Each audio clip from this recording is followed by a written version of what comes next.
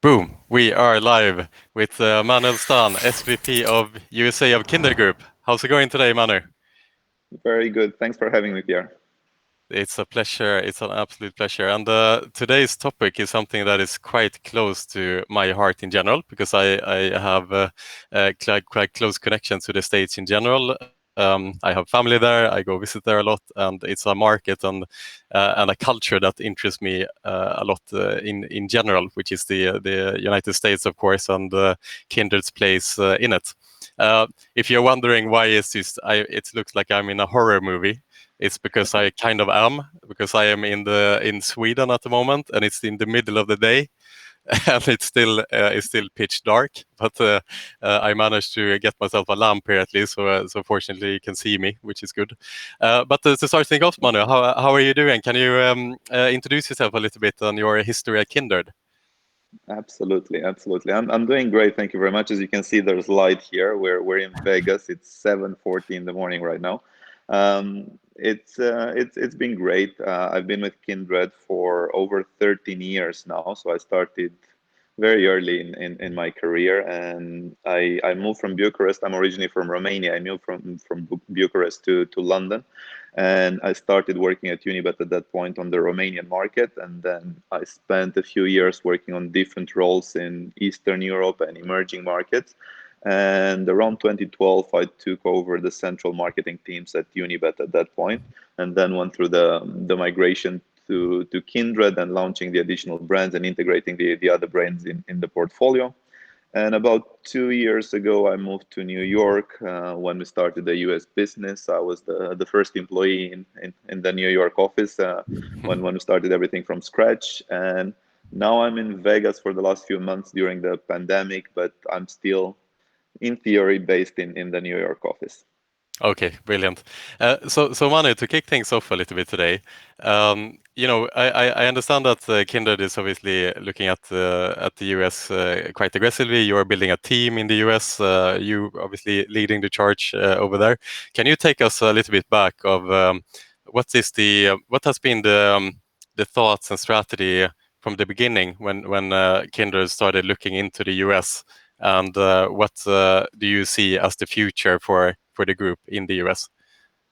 Absolutely. I think as any other company in the industry, the US dream is not a new one. The considerations to enter the US market have started a few years back, particularly with New Jersey launching or regulating the iGaming industry in 2013, and with companies considering their routes towards the US since then. However, the big changing factor for most of the companies was obviously the decision to look at the PASPA repeal in the Supreme Court and in May 2018, and that's the moment that changed the strategy for a lot of companies. For us, actually, we made the decision to come to the US slightly before PASPA was repealed. We just earlier in 2018 we were relatively confident that the Supreme Court will indeed repeal PASPA. And also we've seen positive momentum from other states trying to regulate iGaming. And Pennsylvania was the best example. That Pennsylvania was in the process of regulating the iGaming already since the end of 2017 into 2018. And at that point, we made that decision to come to the US. And then May 14, 2018, obviously PASPA was repealed. That was a big moment for the industry overall, and it confirmed our beliefs that that will happen and sports betting will start regulating. So that's when we made the step. Shortly after that, we signed a number of agreements to enter different states, as you know very well in the US, in order to operate the online business.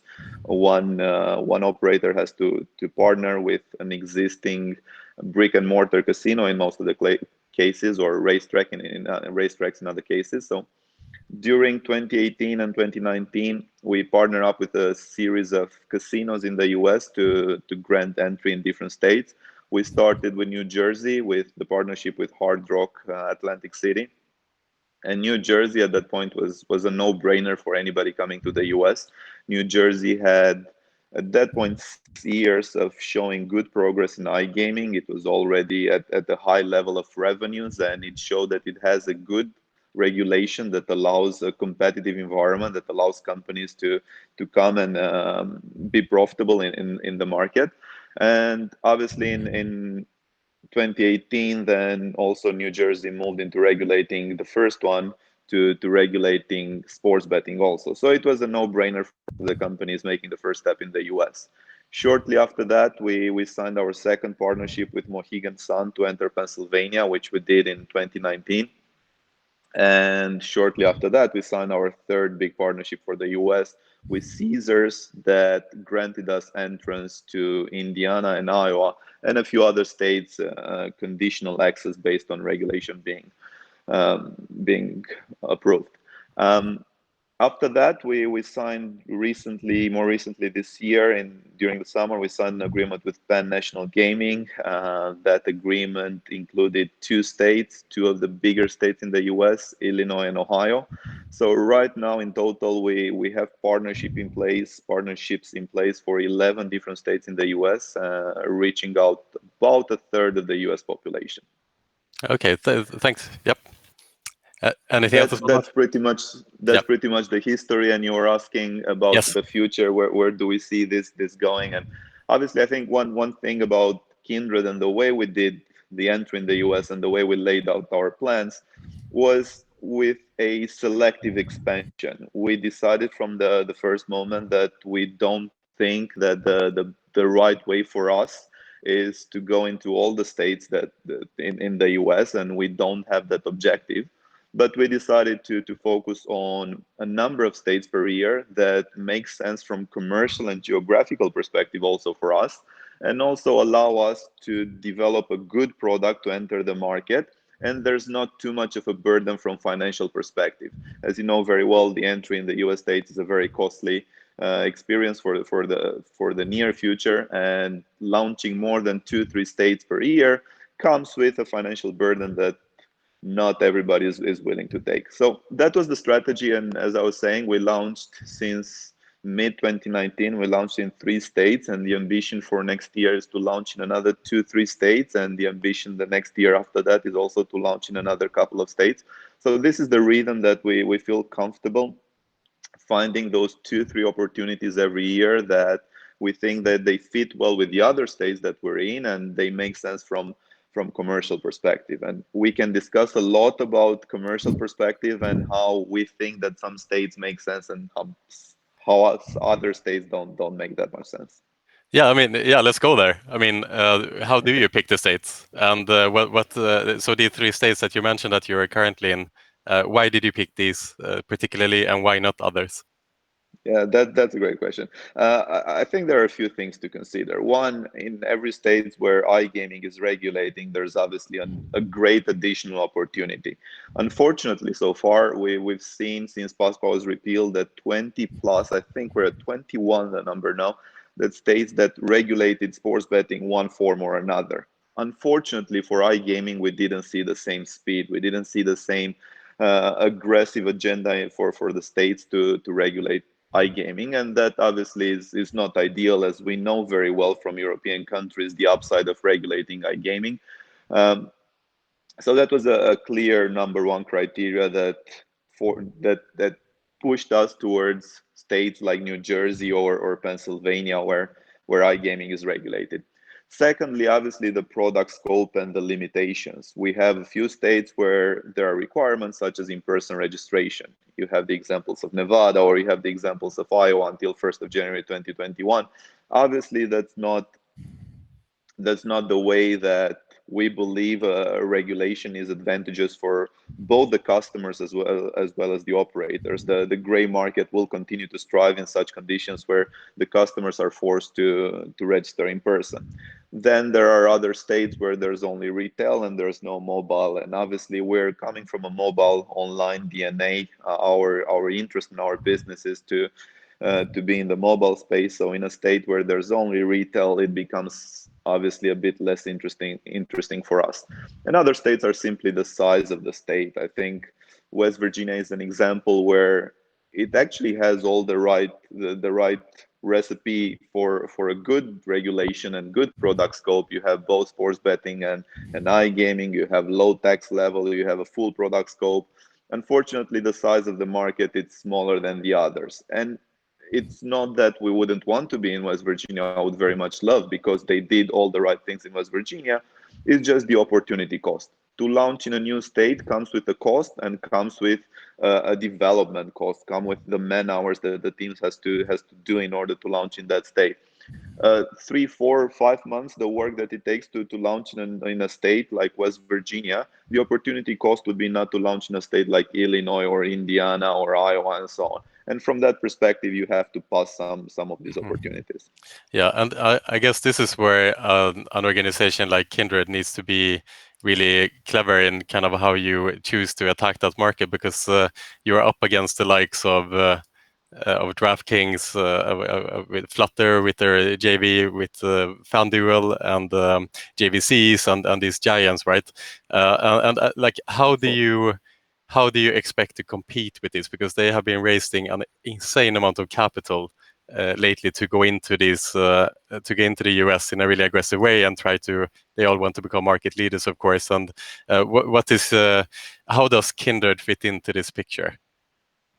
Absolutely. That's a great question. I think that's one of the questions that everybody's asking, and it makes perfect sense. How do you compete with those brands that have huge brand awareness, they have huge databases, and they have huge budgets? And I think that the reality is that for us, we're trying to stay true to who we are, and try to replicate what we have done in Europe successfully over the last 23 years. And that is basically customer experience. At the end of the day, where it's always been our belief that offering the best customer experience will get us where we are today, and it's the reason why we've been so successful. Obviously, there's a lot of things to that. We put a lot of effort into marketing, and again, we were spending less in marketing than some of our competitors here in the US, and we have to be more efficient than they are.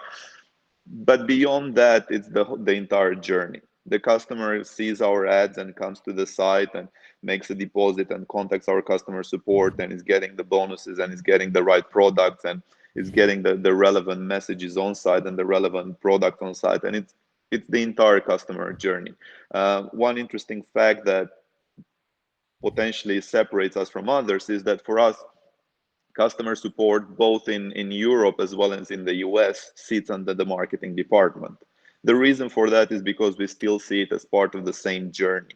In order to give the customer a consistent service across all the different touch points, customer support is seen as a marketing tool essentially. It has to be when the customer is reaching out to customer service, we need to make sure that it gets the same treatment, and it gets the same attention, and it gets the same kind of marketing message as throughout any other marketing touch point. But I think it comes down to that. And the other thing is that we're trying to replicate what we're doing in Europe, but we're also doing that not just from operations perspective, but also from staffing perspective. We brought to the US so far 5 key members of the European teams. We brought our VP of marketing, we brought our CRM manager, we brought our product compliance manager. We brought a few of the roles that have built the European success, and trying to replicate that in the US. And by any means, we're not ignorant that US is a different beast. It is. Everything is different in the US. Football is different than the football you guys play in Europe, right? So I don't know why you guys, I'm European. Everything is different. So we understand that. We understand that we have things to learn. And so far we're a team of just under 50 people in the US, and we have those 5 Europeans and the 45 Americans who are teaching us everything that's relevant for the US.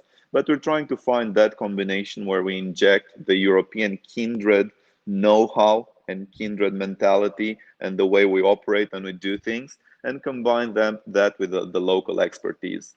Mm. So I mean, a team of 50 people that you have already in the US is not a small, it's not a small entry that you're doing into the market, obviously, and it sounds very much like, and with the senior people that you're bringing, that this is a serious push to the market, obviously, and my question is a little bit like towards the stock market, to become profitable in the US. I would imagine that it's a long term. It's a long-term investment. How do you communicate to the stock market that you are taking this investment that potentially could hurt the EBITDA in the short term, but to keep the investors at bay, so to say, that better times are coming? Or is this not a consideration? Is the EBITDA something that you are trying to keep as high as possible still? No, actually, we have been quite transparent with the US EBITDA. We don't communicate that, as you know, we don't communicate that on a market by market level.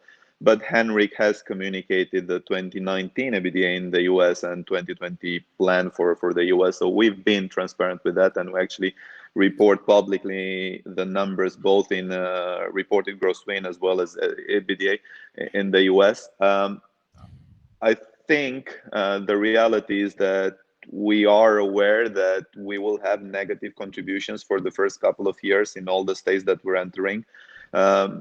It is the reality of it, but the plan is to turn that into positive contribution in not the too distant future, and start using some of the revenues that already we're getting from some of the states to support the other states.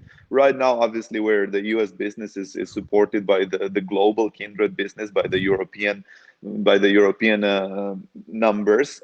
We want to get to the point where US is self-sufficient, and with the revenues that we're getting from the states we launched already in 2019 and 2020, we can support we can support the next states. So obviously Pennsylvania and New Jersey, we've been live there for over a year, and if you're looking at that couple of years where we expect negative contributions, at some point in the next 1-2 years, we get to the point where they become profitable on the bottom line, and we can support the expansion in the other states with the profits from the states that we launched earlier. Yeah, it's an interesting subject in general, because I speak to some of the other direct competitors of yours, like the likes of Betsson, for example, and it's interesting to talk to them about their US strategy, because they have chosen, for example, more a B2B push, because they have their proprietary sports book that they are focusing on in the US, and they seem to not want to invest too much time and effort into the US on the B2C side for that very reason. They are scared that it would hurt the EBITDA in the short term, which would upset the shareholders, then obviously. But how do you deal with that? Or because it is a quite sensitive thing. Why do you have such different strategies, do you think? Are you better suited to go into the market than Betsson, you think, as a B2C operator? I don't think that's the case. No, I think everybody has their own strategy based on what you believe your strengths are and what you believe you can achieve in one market. I think the reality is that US will be the largest market in the world. Yes. Soon. In the next few years, US will become overall as the largest market in the world. And it's hard to just ignore that. As an operator who strives to be a leading operator globally, it's hard to just ignore the fact that this market is regulating and you have the decision to make if you enter or not. Now, the interesting thing about US is in most of the states, the number of operators in a certain market, in a certain state, is capped. You see the examples of Pennsylvania, Illinois, Michigan, New York, and so on. If you are not in when the numbers, when the chairs are taken, when the seats at the table are taken, it's very unlikely that you will have another opportunity later in the future. Yeah, so and the I reason think it's it's one capped of is those. because, sorry to interrupt you, Manuel, but the reason it's capped is because there's only so many land-based licenses, right? Exactly. So in examples in Illinois or in New York or Pennsylvania or Michigan, where from sports betting perspective, every single casino is allowed to offer one single skin for mobile. So where you have in New York potentially 7 casinos, you have maximum 7 skins if it's a single one. In Michigan, you have 15 casinos, you have maximum 15 operators. In Pennsylvania, you have 13, maximum 13, and so on. So yes, if you're coming 2 years later, that's great. Maybe you will have a better understanding of what's happening in the market and have a more relevant strategy based on where you've seen the failure in others or the success in others. But there's no guarantee that you can get a seat at the table. It may be too late to enter some of these bigger states. And also bear in mind that we're talking about regulation and states being live already. But Pennsylvania, New Jersey, Illinois, Michigan, maybe Ohio coming soon. These are all top 10 larger states in the US. These are not states that you can think, okay, maybe if I don't get this, I get another one. But no, there are some of the bigger states, they're top 10 states. And no entry in 2020, 21 may result, or 2019 may result in never being able to enter those states. Yeah, that's the conundrum, I guess, for kind of the top tier two operators, so to say, that are very strong in Europe or rest of the world, but might not be, let's say, any of the bigger operators that can just raise a lot of capital and go in automatically. It's like you have to really ask yourself the question, are we Yeah, equipped to go into the US, because it is going to be for the long run, and it is going to take a couple of years before you establish yourself, but the reward that awaits around the corner is potentially by far the biggest market in the world, and especially in exactly. a time where the European markets are becoming more and more difficult to navigate. The operators are looking more and more to other jurisdictions outside of Europe, and it's a difficult decision that a lot of operators have in front of them. Exactly. But I also think there's the other side of the coin that, as I was saying initially, that you still have 50 different states. US will be the biggest market in the world if you count all the 50 states together. But the reality is that the regulations are different, the customers are different, and you see that very well in Europe, that what happens in one market in one country nothing may be relevant in another market. So you need to have a different strategy, a different entrance, and so Mm. on.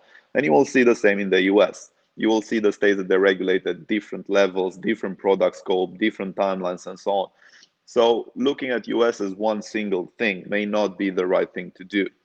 You should Oh, look, or one operator should look at the US as 50 different potential countries. I mean, every state is the size of a European state, right? New Jersey is pretty much the size of Sweden.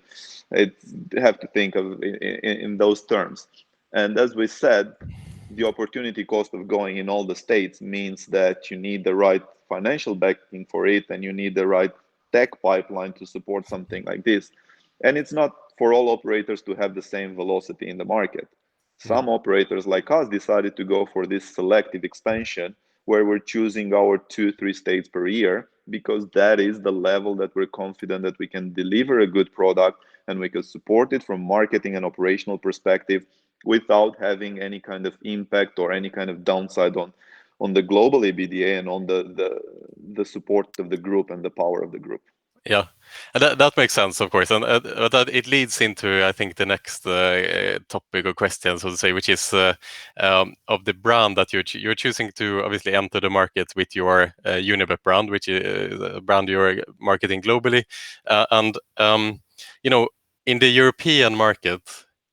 We talked about this a little bit more on the podcast previously, but the European market, people are quite tech fluent, especially in like countries like Sweden, then UK, and so forth, where it's easy to enter the market with new brands. Obviously, we've seen that new brands popping up all the time, new operators popping up all the time in the European markets, and have no problem to establish themselves. They have a cool feature or a cool layout and whatnot, because we have reached kind of the point where in Europe where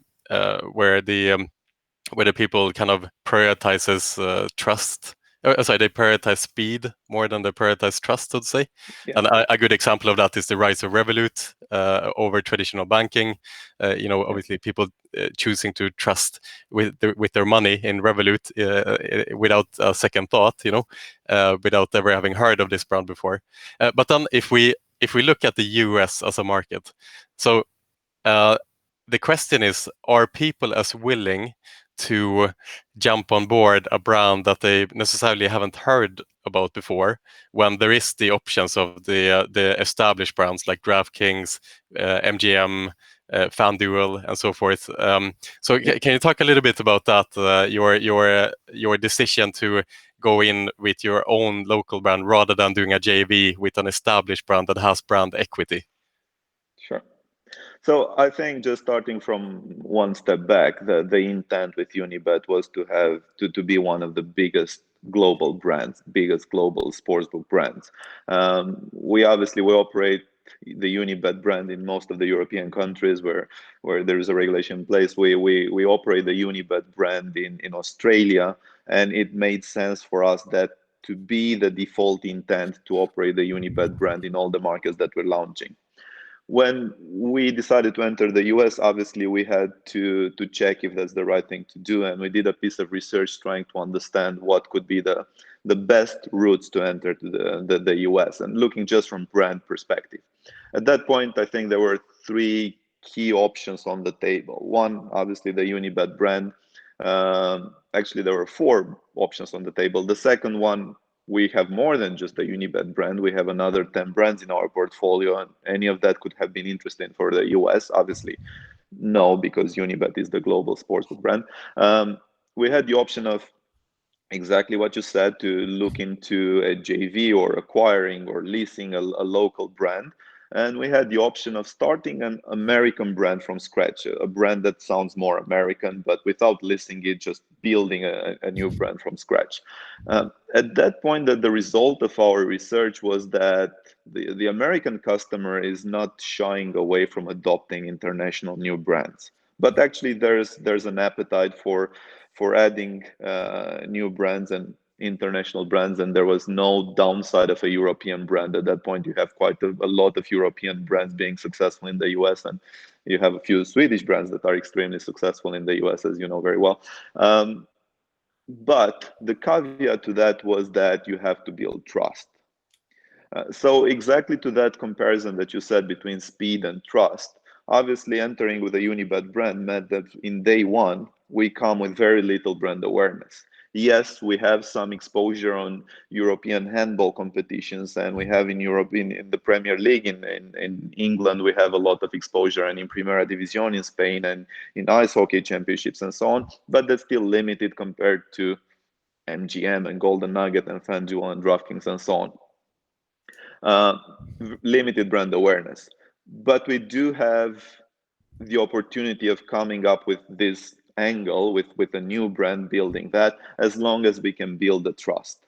And obviously, in order to build the trust, the one of the key elements is to associate your brand on top of giving that amazing customer experience that we talked about, and make sure that the customer feels confident they can register, deposit, withdraw, and their activity is always safe. The other part is from building the trust to associate with brands that are obviously trusted by the customers.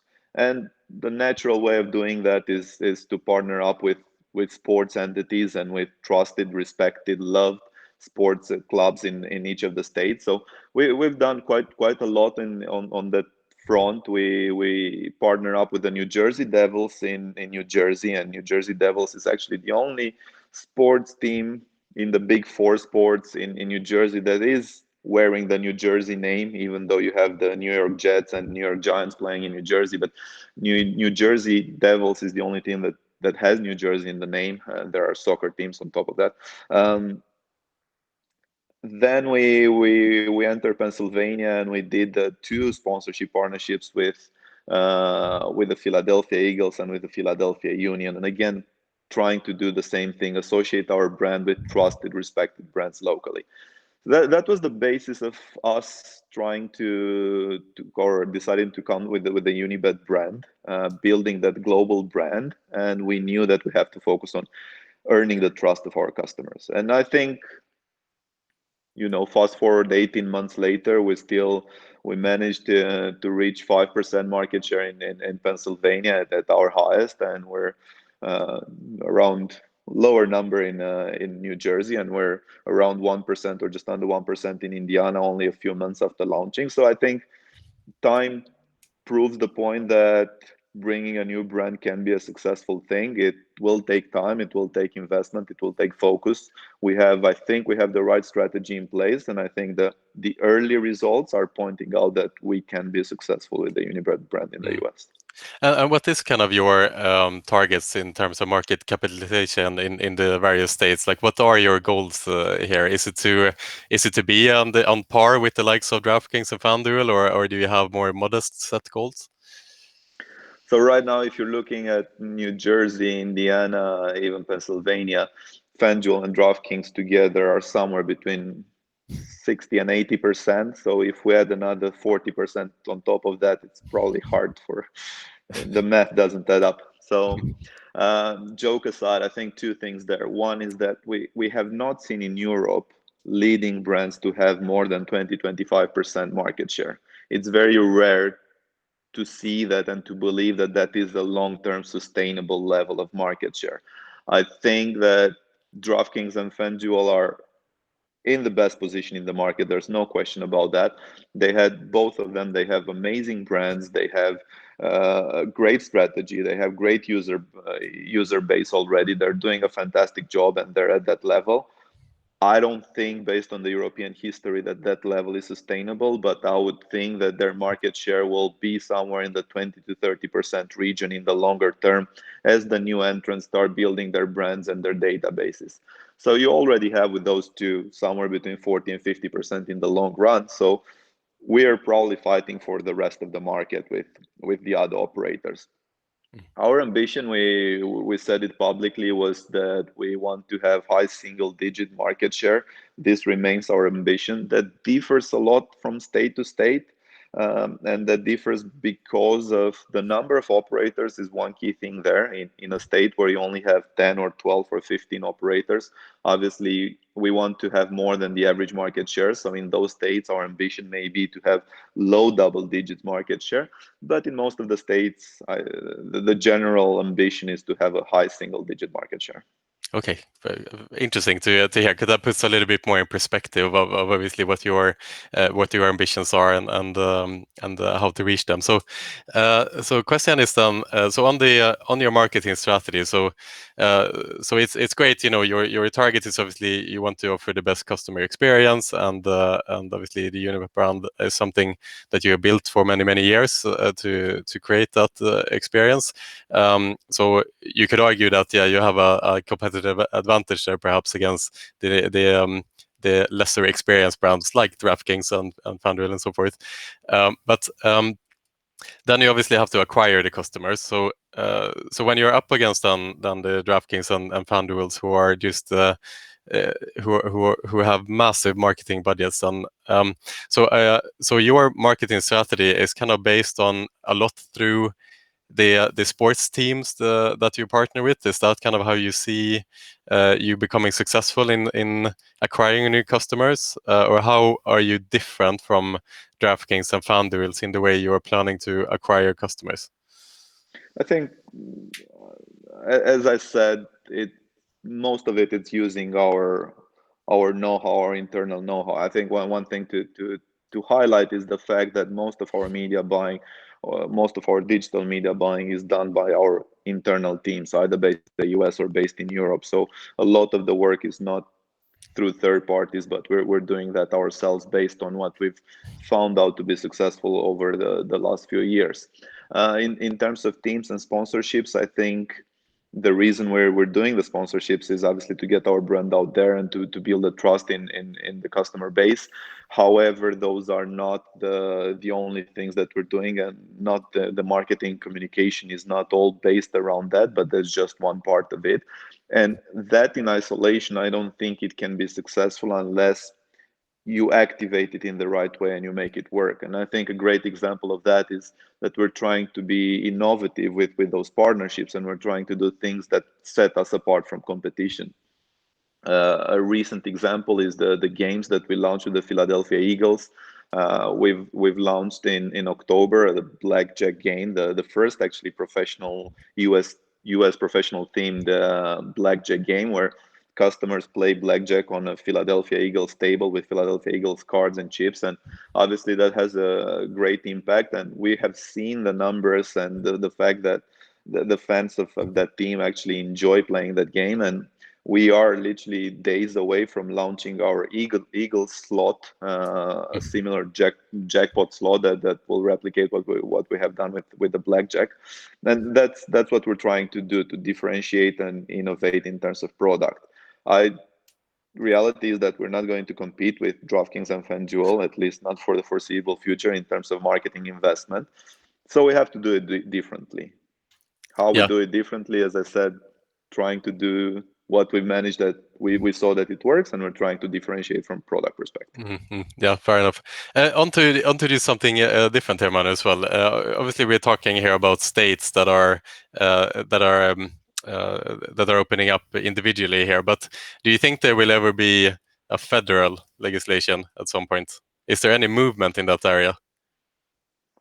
There is, and there may be. I don't think that will happen anytime soon. I think it depends a lot on the political priorities, and Mm. I think there will be also the argument about state rights and how much they can they have the right to regulate their own commercial laws.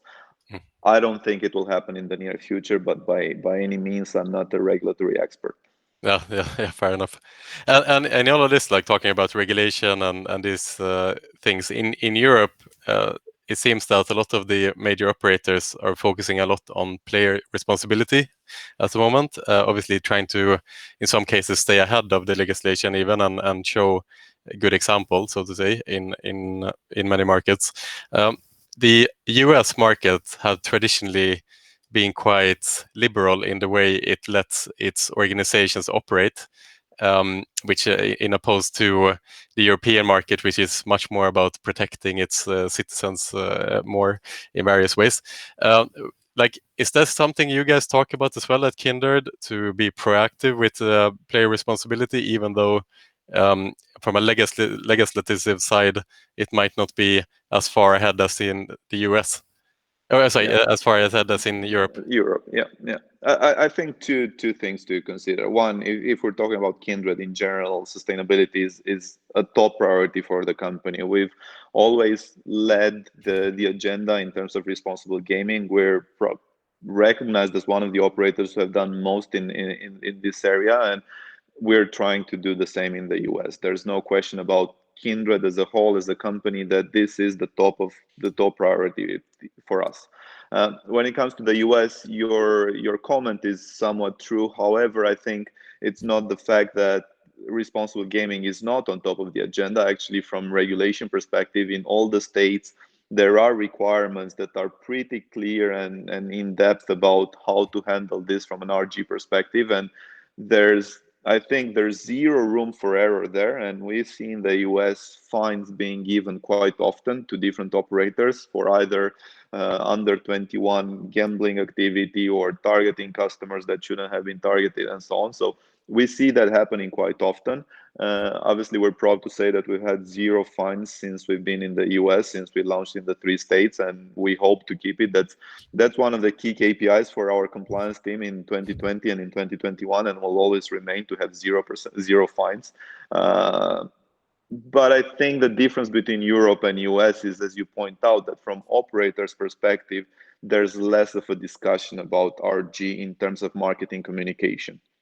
In Europe, you see a lot of movement in most of the markets where operators already allocate part of their marketing budgets towards the RG angle, while in the US that hasn't happened yet.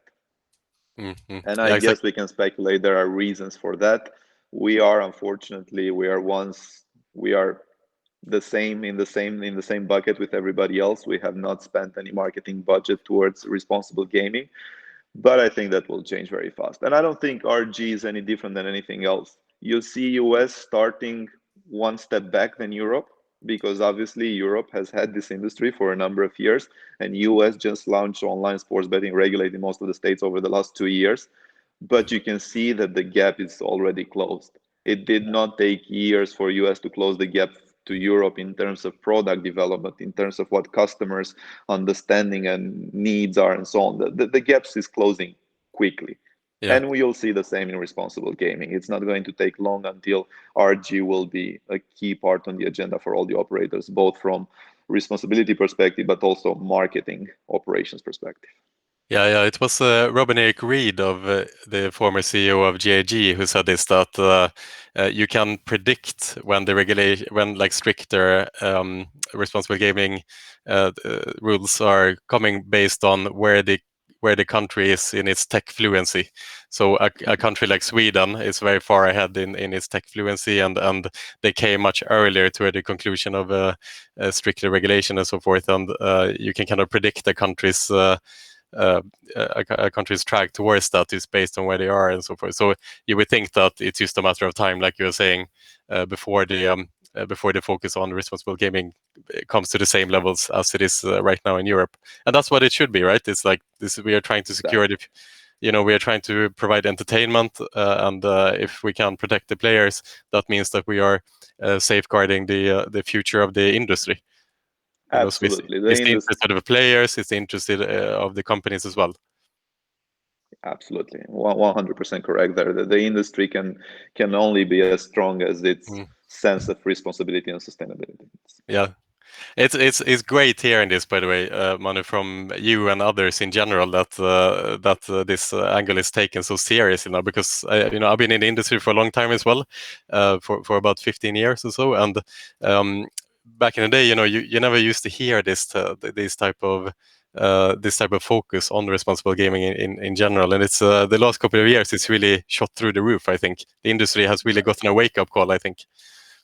Yeah, Mm. but it's normal for an industry that's still pretty young, but it's gradually maturing, and Exactly. obviously the Mm. public operators and all the regulated operators are trying to do the right things for the customers and for the long-term Yeah. sustainability of the industry. And Yeah. I think, yeah, I'm proud to be in. This is one of those obvious cases where I'm proud to be part of an organization Mm. that's actually leading the agenda here. Yeah. And Yeah. that has nothing to do with me. Unfortunately, there's zero credit I can take about that, because I'm still coming from a marketeer background, and I would rather Mm. spend $1 on marketing. But I appreciate what the company is trying to do in the long-term Mm. vision, and we subscribe. All the marketing departments in Kindred have subscribed to that vision that sustainability is key, and we need to protect our customers Yeah, I agree with and you. our And industry. I spoke with my sister about this yesterday. So I'm visiting her here in Sweden at the moment, and this question about the operators is gambling in general is a quite infected question in Sweden, because Sweden at one point had very aggressive marketing, and too aggressive marketing at some point from a certain operators, and it really put a stain on the industry in amongst the population to some extent. And I was explaining to her how serious the industry is taking responsible gambling, and um, how how big responsibility they are taking to make sure that they eliminate any harmful gambling, and also the fact that the people who work within the industry, like you, we on a personal level as well, we want to bring the industry to a better place as well. I mean, we want to be proud to work in this industry, and like you, Absolutely. if you work for a company that is taking it seriously, that organization is going to attract more serious talent as well, because the top talent are also going to set demands on the organization to take care of these questions. Yeah. So I think it's a great thing. Yeah. I think those things are key. That as you said, you're trying to attract top talent, but also thinking from a personal perspective. Mm. I enjoy the whole spectrum of gambling activities myself. I like to bet. I like to play Yeah. poker. I like to go in a casino and so on. And Mhm. I obviously I see it as an entertainment, and I'm aware of what I can do and what I can't Mm. do, what I can lose and not lose. And I want to keep it like that. I want to be happy while I'm playing, and I also, from the industry perspective, you want to make sure that the industry will last and customers are doing it in a healthy, responsible way. Yeah, absolutely. I agree. Let's bring the industry to a better place.